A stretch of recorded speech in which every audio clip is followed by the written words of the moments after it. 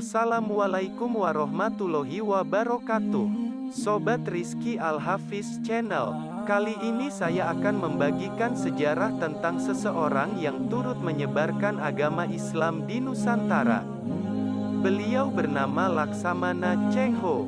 Laksamana Cheng Ho adalah seorang penjelajah terkenal dari China yang mengembara antara tahun 1405 sampai tahun 1433. Selama kurang lebih 28 tahun, ia pernah melakukan ekspedisi ke berbagai negeri mulai dari Afrika sampai ke Asia, termasuk Indonesia. Saat itu, armadanya terdiri 307 kapal yang membawa sekitar 27.000 pelaut. Bahkan hingga saat ini, belum ada yang dapat melebihi armada yang dimiliki Laksamana Cheng Ho. Namanya pun tidak asing di Indonesia, karena diyakini turut menyebarkan agama Islam di Nusantara. Awal kehidupan Laksamana Cheng Ho lahir di Yunan pada 1371 dengan nama Ma He, dari pasangan Ma Hazi dan Wen. Ia adalah keturunan suku Hui, suku minoritas di China yang mayoritas beragama Islam. Ketika berusia 12 tahun, Yunan direbut oleh dinasti Ming dan para pemudanya banyak ditawan untuk dikebiri kemudian dijadikan abdi Pangeran Zudi.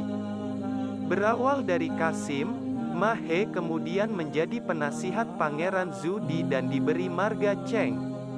Sejak saat itu ia dikenal dengan nama Cheng Ho. Setelah Pangeran Zudi berhasil merebut tahta dan berganti nama menjadi Kaisar Yongle, ia bertekad untuk mengembalikan kejayaan China setelah runtuhnya dinasti Mongol pada 1368. Pada saat itu, Cheng Ho menawarkan diri untuk melakukan ekspedisi ke berbagai negeri. Dengan senang hati, Kaisar mengizinkannya dan dari situlah awal penjelajahan Cheng Ho. Di bawah komando Laksamana Cheng Ho, armada China memulai pelayaran pada 1405. Pelayaran pertamanya mampu mencapai wilayah Asia Tenggara, yaitu Semenanjung Malaya, Sumatera, dan Jawa. Laksamana Cheng Ho kemudian menjalankan ekspedisi kedua antara tahun 1407 sampai tahun 1409, dan ekspedisi ketiga pada 1409 sampai 1411. Dari 3 ekspedisi yang dilakukan, Laksamana Cheng Ho telah menjelajah sampai di daerah India dan Sri Lanka. Antara tahun 1413 sampai tahun 1415, pelayaran Laksamana Cheng Ho semakin jauh, yaitu mencapai daerah Aden, Teluk Persia, dan Afrika Timur. Jalur ini kembali ia lewati saat menjalankan ekspedisi kelima, tahun 1417 sampai tahun 1419, dan keenam tahun 1421 sampai tahun 1422. Pada pelayarannya yang terakhir, antara tahun 1431 sampai tahun 1433, Laksamana Cheng Ho berhasil mencapai Laut Merah. Laksamana Cheng Ho melakukan ekspedisi dengan armada yang sangat besar, bahkan sampai saat ini belum ada penjelajah yang mampu melebihinya. Ia berangkat dengan 27.000 anak buah yang dimuat dalam 307 kapal. Kapal terbesarnya berukuran 138 meter dan lebar 56 meter, yang menjadikannya kapal terbesar pada abad itu. Selama berlayar, mereka membawa banyak perbekalan, bambu China sebagai suku cadang kapal, dan sutera untuk dijual. Ketika kembali ke negerinya, Laksamana Cheng Ho biasanya membawa hadiah-hadiah dari daerah-daerah yang dikunjunginya untuk sang kaisar. Akhir hidup Laksamana Cheng Ho dan catatannya. Laksamana Cheng Ho meninggal pada April tahun 1433 di Kalkuta, India. Beberapa pendapat menyebut bahwa jenazahnya dikuburkan di daerah Semarang, hanya rambut dan pakaiannya saja yang dibawa ke China pada Juli tahun 1433. Di China, makamnya berada di kawasan New Sousan, kota Nanjing.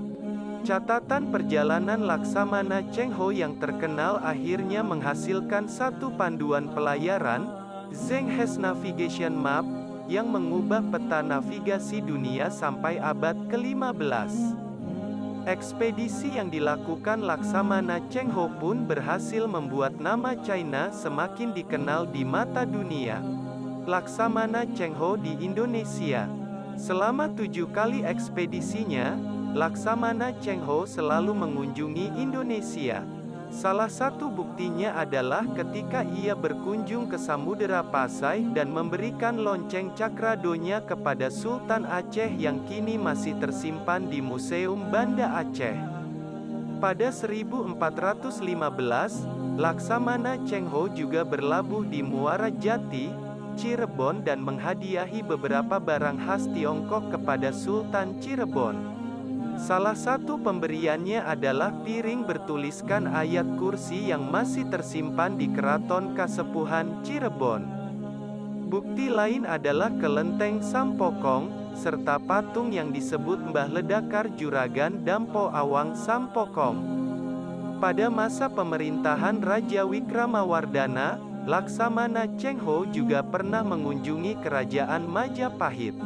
Misi utama ekspedisi Cheng Ho adalah untuk menjalin persahabatan dengan negara-negara lain serta menunjukkan supremasi politik negerinya.